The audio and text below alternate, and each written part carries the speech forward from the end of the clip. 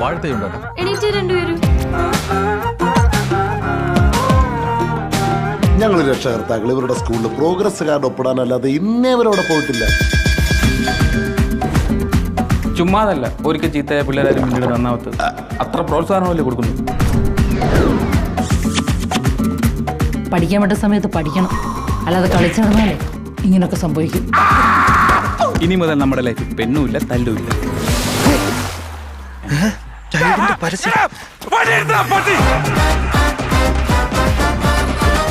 ഞാനും നീ അല്ലാതെ ഇനി മൂന്നാമത് ഒരുത്തനാ.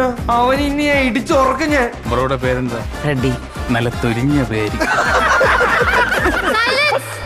നീ അവരെ പോലെ അല്ല, നിനക്ക് നല്ല ഫ്യൂച്ചറുണ്ട്. നീ എന്താ അവളെ വെച്ചിരിക്കുന്നത്? അവളെ എനിക്ക് ഇഷ്ടമുണ്ടായിരുന്നു. നീ ആരാ?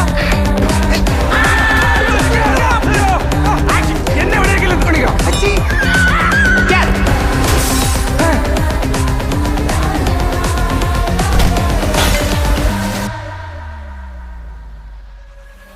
എല്ലാവരും അവരവരുടെ മക്കൾ നന്നായി കാണണമെന്ന് ആഗ്രഹിച്ചിട്ട് തന്നെയാണ് ഇല്ലാത്ത കാശ് കൊടുത്ത് കഷ്ടപ്പെട്ട് പഠിപ്പിക്കുന്നത്.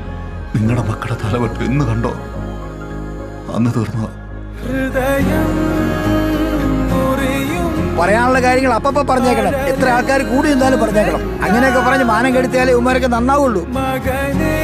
നീയേ നശിച്ചു, മറ്റു പിള്ളേരുടെ ജീവിതവും കൂടെ നീ നശിപ്പിച്ചല്ലടാ. സ്വന്തമായിട്ട് എന്തെങ്കിലും ഒരു തീരുമാനം എടുക്കാൻ അവനെ നമ്മൾ അനുവദിച്ചിട്ടുണ്ടോ? നമ്മൾ കൊടുത്തതല്ലേ തിരിച്ചു കിട്ടും. അവരൊന്നിച്ചുള്ളപ്പോഴേ അവർക്ക് സന്തോഷമുള്ളൂ. ഇവിടെ വിലയില്ലെന്ന് പറയുന്ന പല കാര്യത്തിനും വിലയുണ്ട്.